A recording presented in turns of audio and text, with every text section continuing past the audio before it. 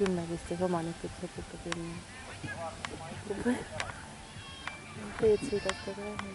Mirja Hardla või mis see nimi on? Milja.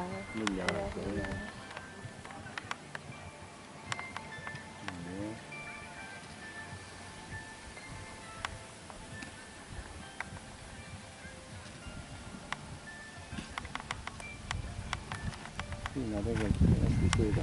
Jaa, ta on. Ja mõtle, see loom sobib talle lihtsalt. Ta on nagu naisterahv hobune, siin Tšekuga, sedariga ta natukene vahel, noh.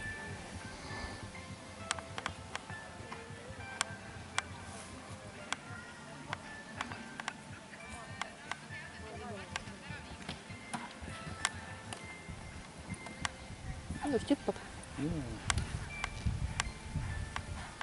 Rihustab. Hoppa.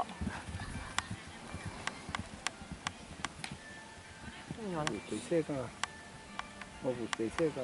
Jah. Sõidab kogu normaalse tempoga.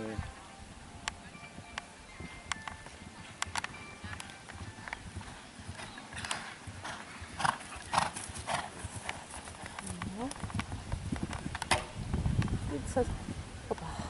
See ongi viimane või? Yes! Vägev. Tšekupet hüppas ka. Kohtunik ei ütlegi midagi.